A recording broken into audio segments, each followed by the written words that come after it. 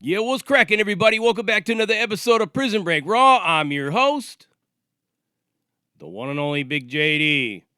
Go ahead, get this channel, subscribe, share at least some messages or comments, hit that thumbs up for the like, notification bell to be informed on all episodes when they drop. Most importantly, if you enjoy this content, please feel free to share it. Sharing is caring. Share it to your family, your friends, your coworkers, anywhere and everywhere in your social media platforms. Let's get this raw and uncut material out there to the millions that don't know we are here. Since the time that I had descended upon this YouTube world and social media as a whole, I've been presented with a lot of questions and a lot of comments, mostly a lot of negative regarding my path. But I have had some support. I have had some people ask me why, how did it take place, and was it the safe route? I've been called a safe sider, a race trader, anything and everything under the sun.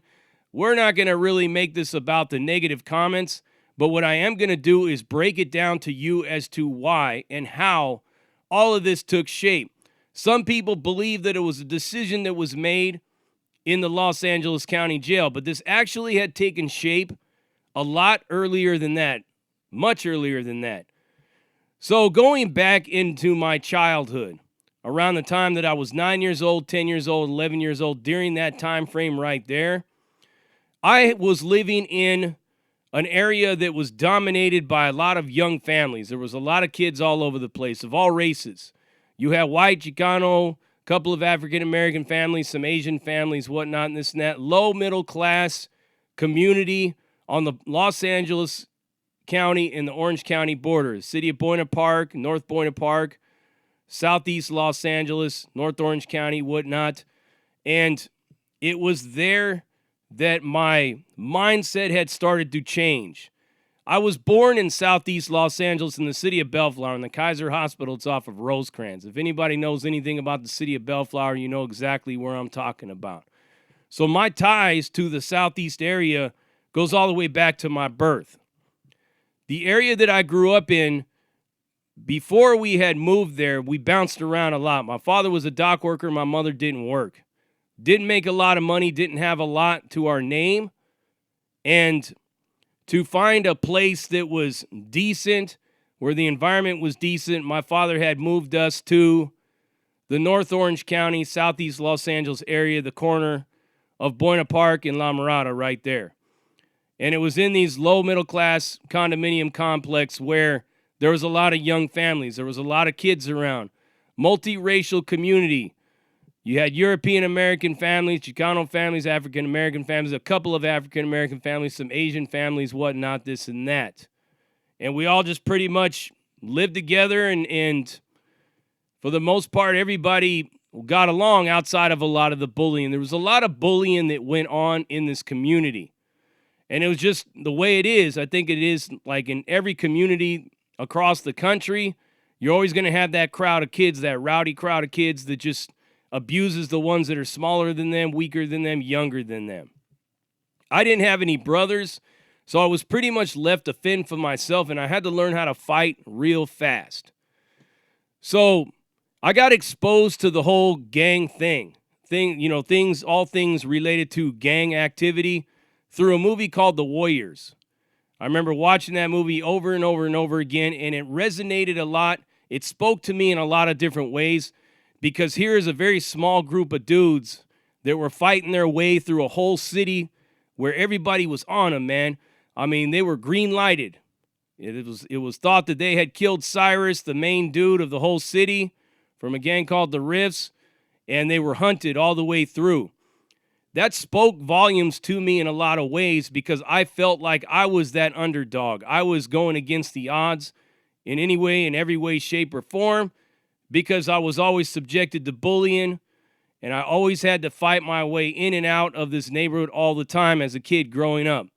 Coming home from school, just running around in the neighborhood, whatnot, this and that. It was always drama, and I was always getting involved in something.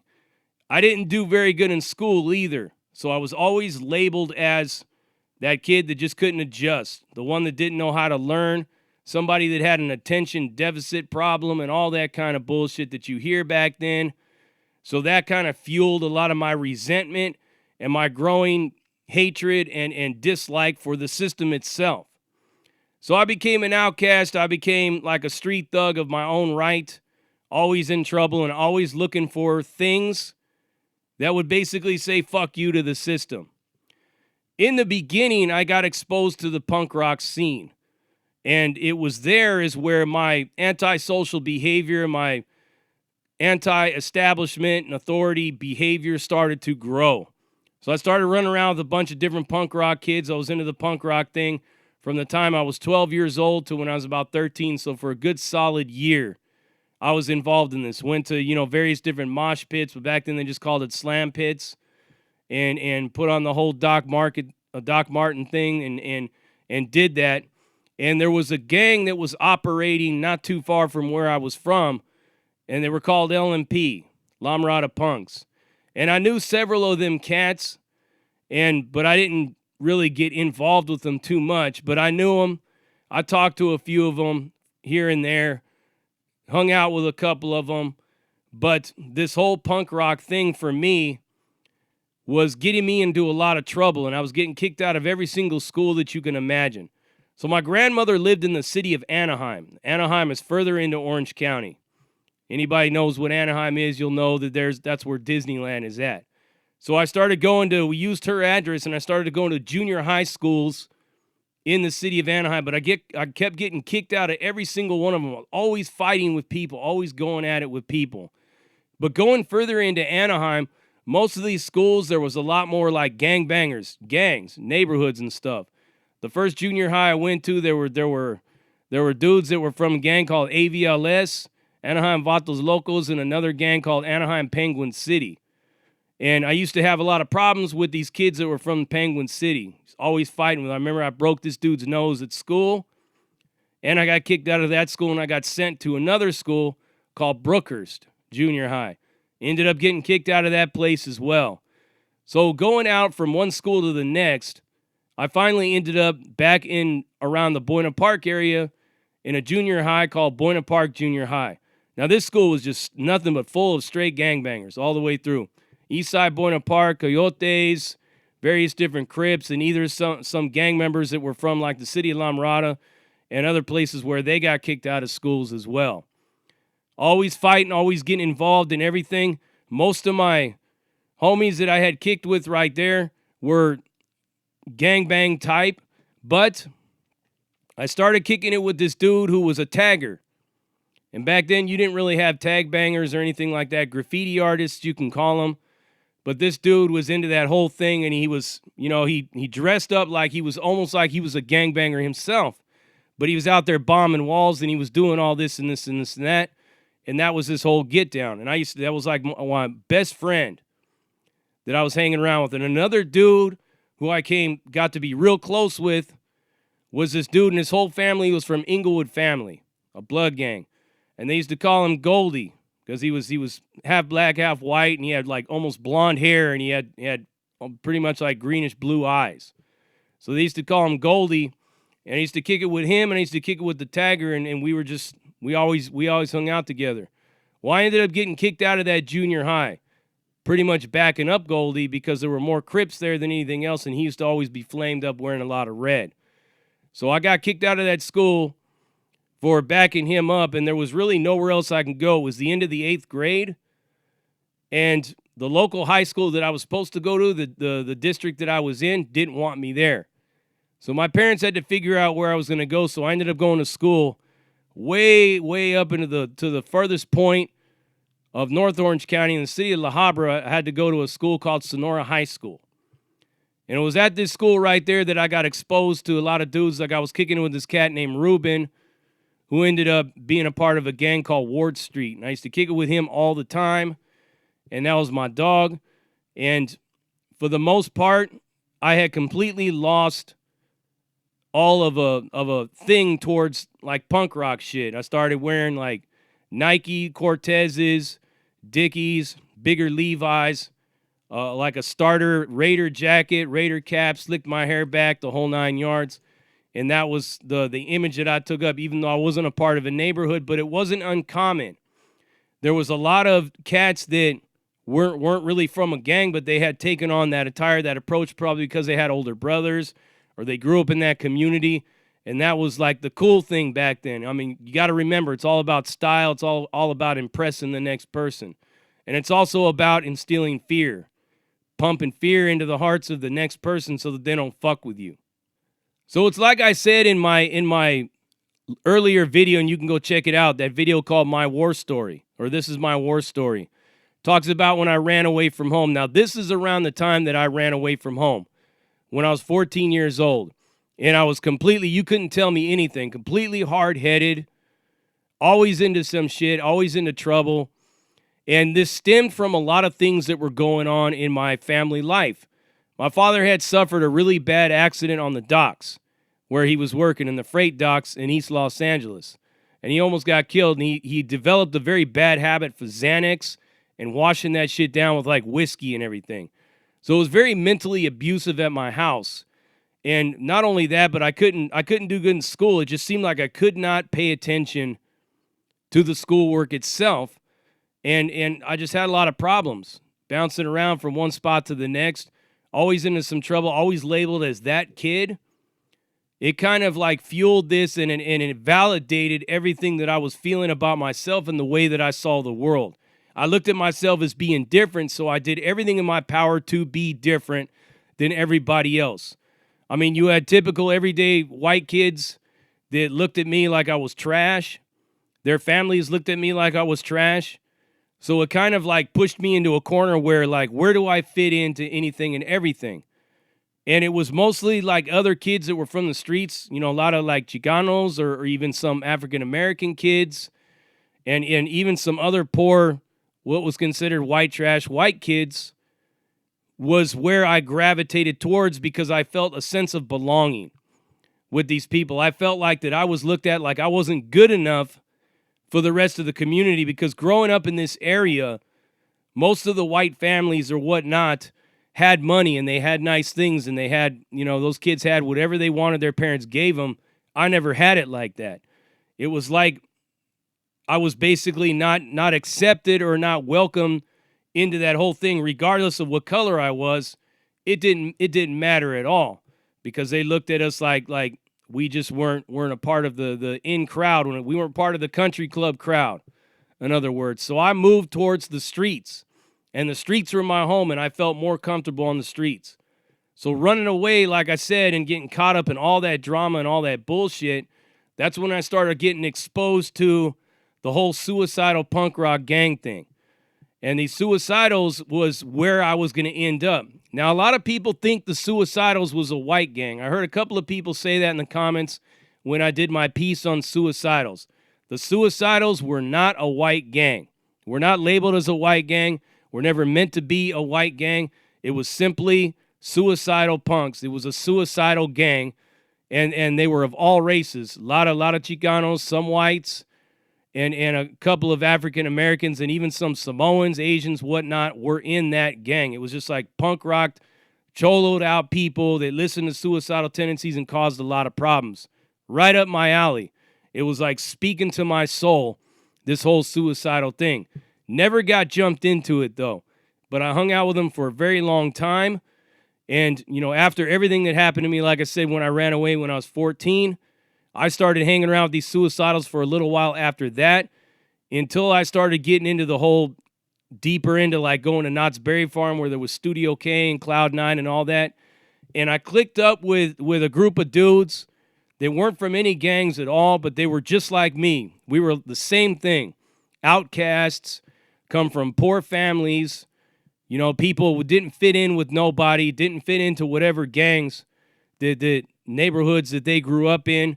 I didn't fit in with anybody, and we kind of just formed a bond along those lines.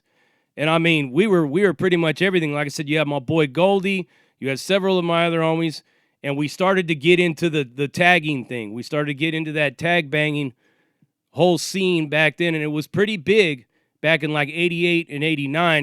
There was a lot of problems. This is when a lot of the gangs like EK and SSK and KOS and K-Dubs and all those kind of were pretty much just tagging crews.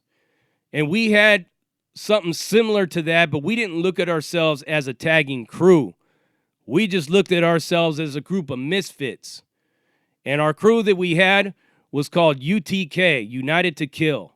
And the color we wore was red, because not in anything relation to the Bloods, but just because we were killing, and when you kill somebody, they bleed. So we had that color red, and it was mostly like it wasn't really red, it was burgundy. We wore a lot of burgundy, more closer to the color of blood itself.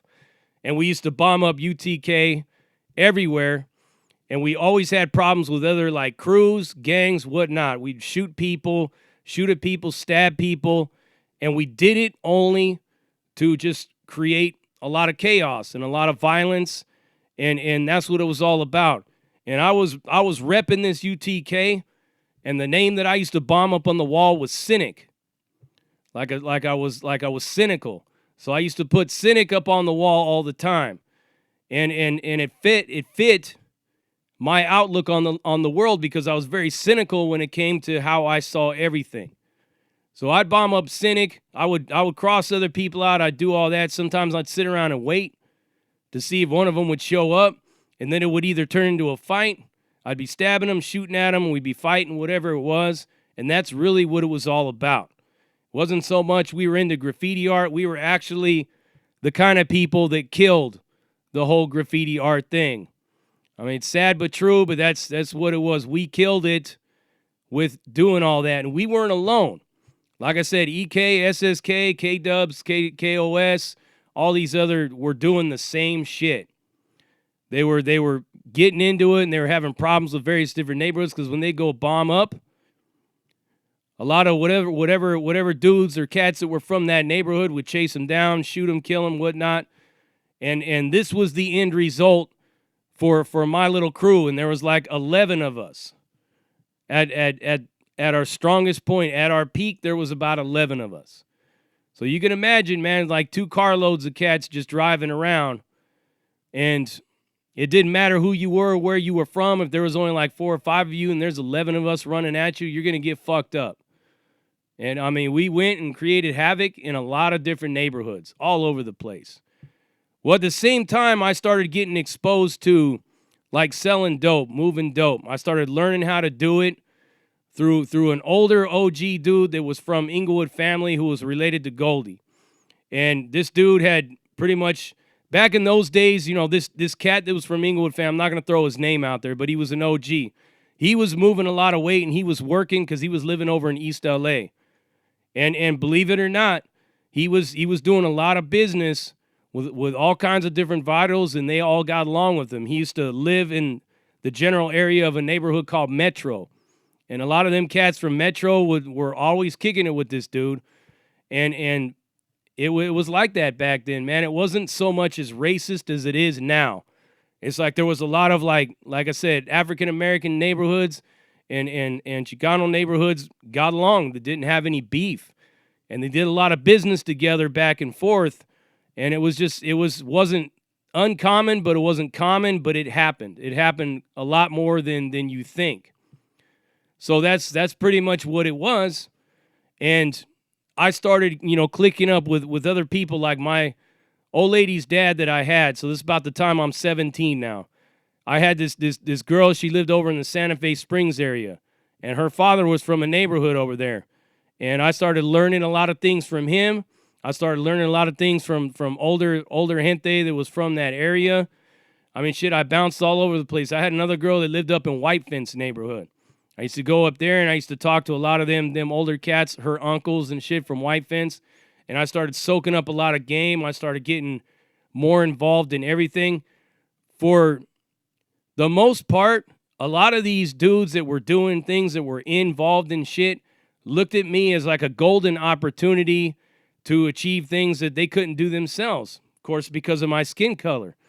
I mean, literally, there were times where I was like a 16-year-old kid, 15-year-old kid, 17-year-old kid sitting on a bus, the RTD bus, or the OCTD bus, with a backpack full of cocaine or a backpack full of heroin, guns, money, whatever it was, going from one spot to the next, doing business for people.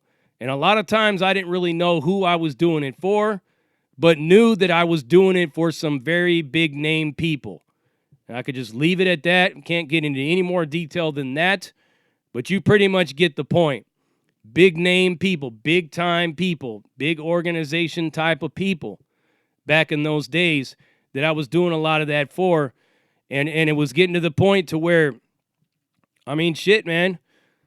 A lot of people respected me. A lot of people had love for me. And there wasn't anywhere that I couldn't go to get backup from somewhere or somebody. Now, around the time that I was turning 18, now this is pretty much like around the time of like 92 and whatnot. This is when I was driving my old lady's dad from one spot to the next to do something, and we got caught with the gun in the car. You heard this story on Lockdown 23 and 1 when I was first introduced to the YouTube world by Josh Death. And some people didn't understand the story, but here's how it went. So, my boy was driving his mother's car, and I mean, it was his mother's car by a name, but it was basically his car. He had a strap in the car. He forgot to tell me that he had this strap in the car. There weren't a lot of cell phones back then, so he couldn't just call me up and say, oh, man, come back, man, I left my strap in the car. Nothing like that. Well, I had a couple of balls of some dope that was in there that I was going to be pushing earlier. And when we got pulled over, I'm the one that said that whatever you find in this car, it's my responsibility. It's mine. I don't even know this dude. I'm just taking him somewhere, this and this and this and that. Well, they never found the dope, but they found the strap. So they said, you're taking responsibility for this? And I'm like, yeah, it looks like I am. He doesn't know anything. I don't even know this guy's name. I don't even know who he is. So like I said, they let my old lady's dad go, but he ended up getting picked up on a parole violation for police contact and having access to a firearm. So by the time I got to the LA County jail, first time I ever been in an adult jail, whatnot, and I'm sitting there, and I remember talking to my uncle because he was over at my parents' house, and he had been to prison. He's like, you got to stick close to your people. Now, I'm not really understanding what he means by your people. I'm like, what do you mean, like my race, my where I run around in? Because I'm not exactly from like an established large neighborhood like 18th Street or White Fence or the One Ways or Cantaranas or anything like that. So what do? Stick close to your people. What does that mean? Going into this little cage, it's when there was like a few white dudes sitting there, and there was a couple of paisas that were in there, and I think there was only like two like sureños or Southsiders that were sitting in there. Although the only thing that I was trying to figure out was how I was going to get out of this mess. You know, am I going to get bail? How am I going to get bail? How am I going to make this work? Right? And like I said, there was other white dudes that was sitting around, but it wasn't like that I had committed to anybody or anything. I just dropped my ass on the bench and took a seat. And that's when this kid came over and was like, say, cuz, what size are them shoes? Trying to switch me out for some beat-up-ass house slippers. Well, I ended up getting jumped by all these cats, all these Crips, over these shoes, but they didn't take my shoes. They could have. They had every right to. I mean, they were within their power to do so because I was laying on the ground beat the fuck up, but they didn't take them because I stood up for mine. I mean, that's to be respected no matter who you are, no matter where you come from. If you stand up for yourself, you're going to be respected. Well, if there was ever a doubt what I should do in there, should I run with the whites? Should I run with the Southsiders? What should I do? These thoughts were never even going through my mind when I was in there. So I'll just clear that up right now. It was none of those things were even a thought. The only thing that was going through my mind is how the fuck am I going to get out of this situation? How am I going to bail out of here? What am I going to do? It just so happened there was white dudes sitting there. It was really the only place to sit, and I wasn't looking to go all the way to the back because that's where all those Crips were at, way in the back. So I sat up in the front, and, regardless of whatever the thought was or what it was supposed to be or how it should have went down or whatnot, this and that, none of those dudes stood up and backed me up anyways, regardless. So it was never like a moment of that or, well, what should I do? Or goddamn, man, I feel disrespected because these dudes didn't stand up for me. It was like none of that stuff. By the time I got upstairs, that's when I saw my old lady's dad. He was up there, and he was up there in 9500. And he basically told me, so what happened? And I ran it down to him, and they tried to get me for my shoes, and I stood up and I fought. And he respected that. And he said, well, You are white, and in this county jail right here, you're going to go through a lot of problems because a lot of the blacks and whatnot treat them white boys real bad. But you kick it with the homies in the streets. You run with us on the streets. You're a part of us in the streets. So you're a part of us in here. But it's going to be a hard road for you. It wasn't a question of taking the safe side or going the safer route, because it was far, far, far from being safe. So that's pretty much how it began, was like that. However, what happened after that, once we all got moved around to various different places and whatnot, guess what? My old lady's dad wasn't there anymore. So whenever I went from one, now I'm having an understanding of what it's supposed to be, what I am, what I represent out there in the streets, what I'm a part of out there in the streets, who I'm pushing weight for out there in the streets, and now once I'm in the system, where I fit into everything. It had nothing to do with skin color, nothing at all. It had to do with what you were a part of in the streets. For me, for many other people, what you do out there is what you're going to do inside. You don't just run around with a bunch of homies and do all this and that and decide you're going to go ahead and be your color, your skin color when you're inside there.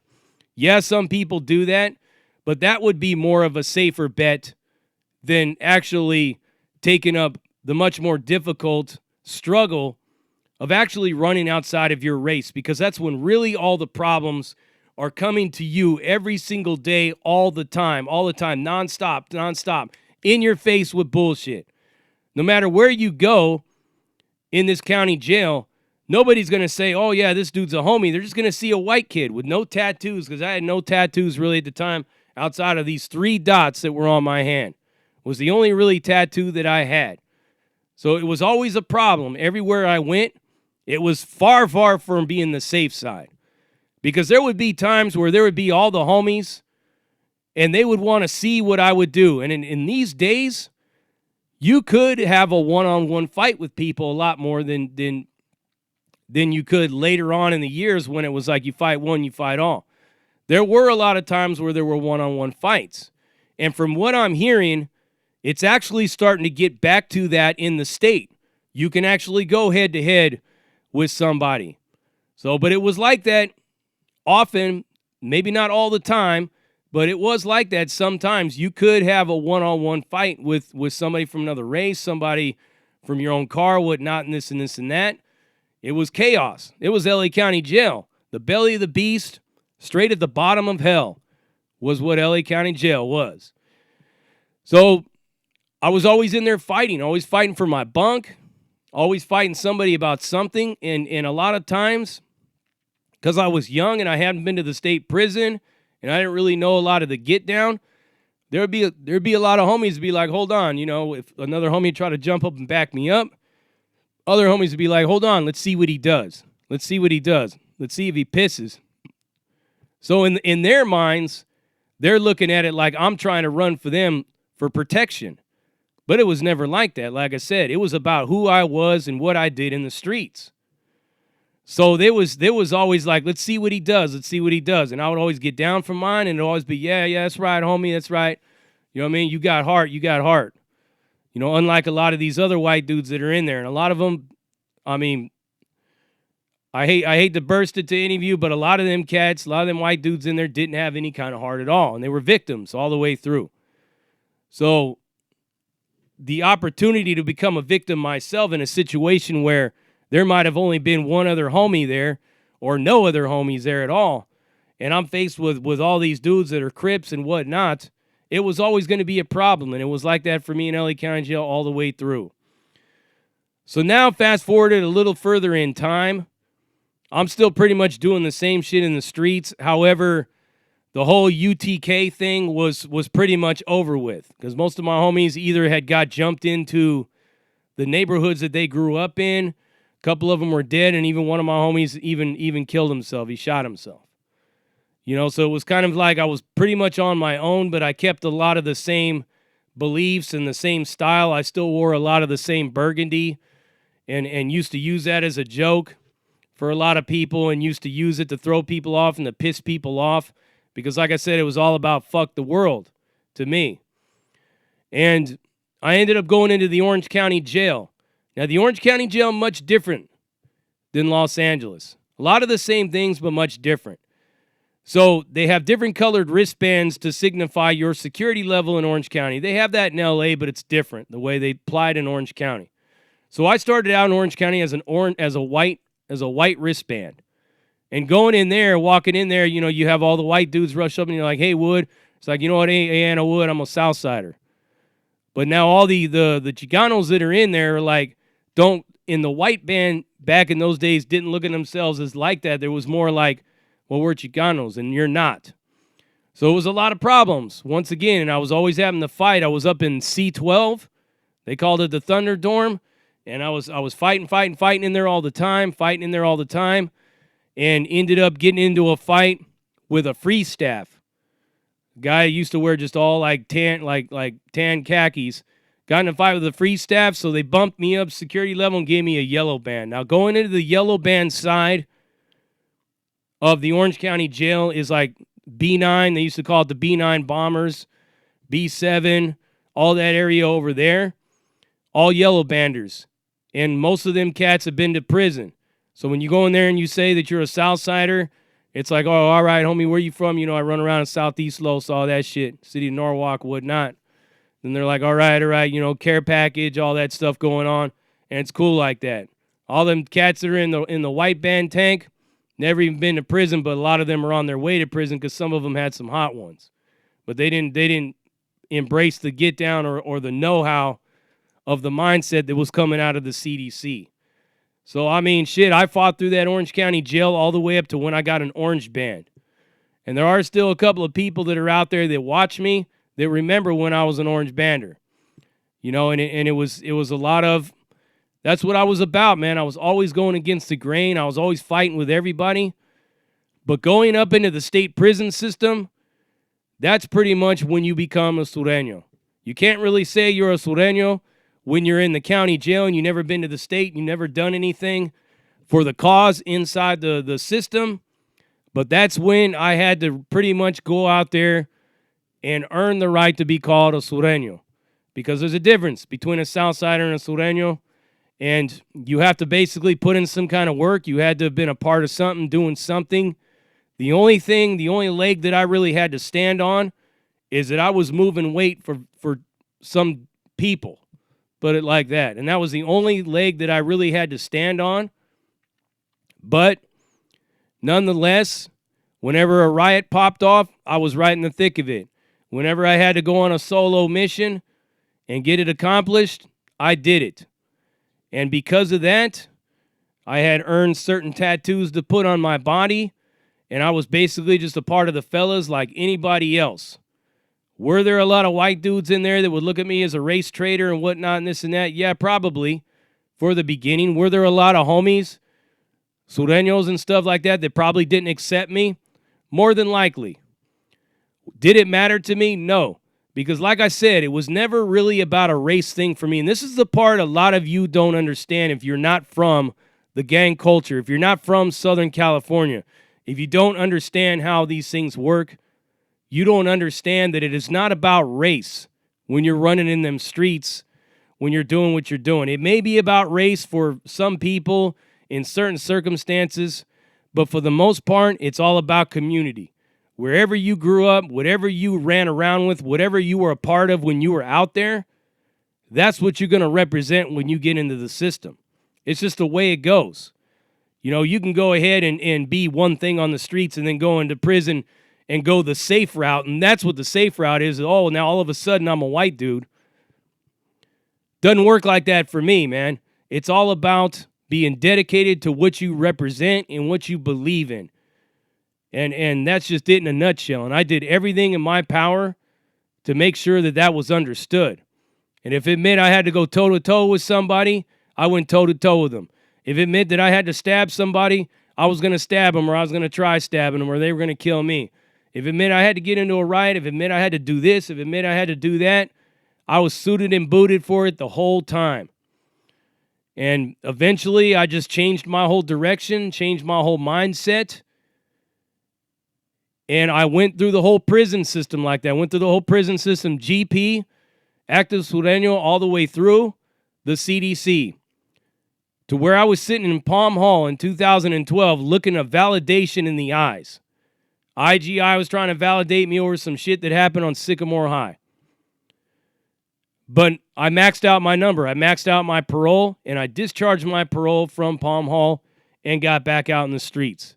So I never had to drop out. I never had to debrief or do anything like that. Although when you're in the middle of a validation process in Palm Hall, IGI will always be like, now's your chance to debrief. Now's your chance to debrief. When you're getting ready to be validated, they're going to come at you with that. And you're just like, fuck out of here. You don't even talk to them. Most of the time, like a lot of the rules, no matter where you go in there, whether it's Madrone Hall, Sycamore Hall, Palm Hall, whatnot, this and that, if you're going over there to Chino East and you're in Butte, if you're in Butte Hall or whatever, or Butte Bay they like to call it or whatnot, you ain't got nothing to say to IGI, and I didn't have nothing to say to them in there. It didn't matter if they validated me because I was discharging my parole. And I wasn't really looking forward to the next term. I was just looking to get out. So I stayed this whole course. And it wasn't easy. And it was far, far, far from being the safe side. Because I had to sweat blood and tears, sacrifice, go through many nights of pain and fighting, and sleeping with one eye open, wondering if they were going to pull me off my bunk and kill me. Whether it was in the Los Angeles County Jail, whether it was in the Orange County Jail, and I even had to go up to the Sacramento County Jail when I absconded, and I had to walk into a tank full of straight norteños and just take flight on them because I couldn't go to the front and say, oh, by the way, I can't go in there, deputy. I'm a sureno. I can't do it. You can't do that. So you have to just basically bite the bullet and go in there and hope you don't get killed. All that shit that I went through, all of it, being looked at as second best, as a second-class citizen, being shunned and outcast and labeled as this and labeled as that, and having to fight this person and fight that person, having to stab this person and this person trying to stab me, all this shit, the whole entire time, through my whole criminal career, I had to go through this bullshit. Wasn't safe. It wasn't easy, and it wasn't for protection. It was because I was already a part of the streets. I was already a part of the movement one way, shape, or form or the other. And later on, as I finally found another group of guys that I knew that I could like gel with, I knew that would have my back and I had their back. And that was my homies from Criminales. Like shout out to my homie Little Aztec. Shout out to my homie Big Aztec, Whammo. Shout out to my homie Silent. Strut, rest in peace, Little Minor, Papas, all them. And that's what I was banging all the way through to the end. And that's what I was a part of to the end. And I went GP, stayed GP, never got out of GP, went to the feds, stayed GP, never got out of GP, never checked in, never locked it up, never ran off the yard, got out. And once that prison door shut, I never looked back. So it's not a question of like, this is an active GP channel and all that kind of stuff like that. This is Prison Break Raw. Yes, I was an active sureno all the way through. Yes, technically I'm still a sureno, even though I don't gangbang. I'm 46 years old. I'm not a part of that life. I don't promote that life. I try to basically deter people from going down that road and making the same mistakes that I made. So if anything, I'm a criminal justice reformer. I'm an at-risk youth gang coordinator, whatnot. I'm a life coach. I do all that stuff. I'm all about that positive change. I'm all about that positive growth. I don't try to put on an image that I'm this big old bad tough guy. I did what I had to do to survive. I survived it. I made it out in one piece, stayed solid the whole time, and now I'm bringing that same solid state of being.